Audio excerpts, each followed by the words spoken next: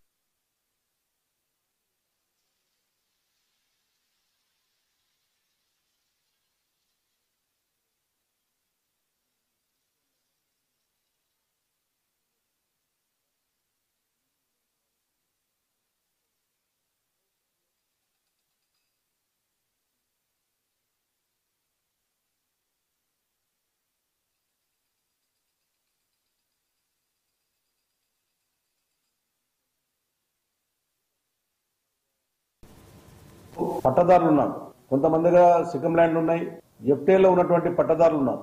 ఆ పట్టదారులు ఉన్నటువంటి వాళ్లకు మరి మీరు టీడీఆర్ ఇచ్చి వాళ్ళను పక్క జరుపుతారా? మరి వాళ్ళకు కూడా ఏదైనా ఒకటి ఒక ఆలోచన చెప్పాల్సిన అవసరం ఉంది. కమిషనర్ గారు కానీ ముఖ్యమంత్రి గారు కానీ లోబడిన పట్టదారుల పరిస్థితి ఏంటి అంటే, పట్టదారులు ఉన్నటువంటి వాళ్ళు గతంలో హైదరాబాద్ నగరం పెద్దగా అయింది కాబట్టి పట్టదారులు ఇప్పుడు ఎవరు కూడా వ్యవసాయం చేసుకునే ఆలోచన లేదు కాబట్టి పట్టదారులు పోయి కోర్టుకు వెళ్ళినప్పుడు వాళ్ళ కోర్టు కూడా స్టే ఇచ్చినటువంటి సందర్భాలు కూడా చూసాం. కాబట్టి వాళ్ళకు టీడీఆర్ ఏమని చెప్పి నేను విజ్ఞప్తి చేసి టీడీఆర్ ఇచ్చి ఆ ఉన్నటువంటి ల్యాండ్ను మీరు టేకప్ చేసుకుంటే బాగుంటుందని చెప్పి నేను మీ ద్వారా నేను కోరుతా ఉన్నాను.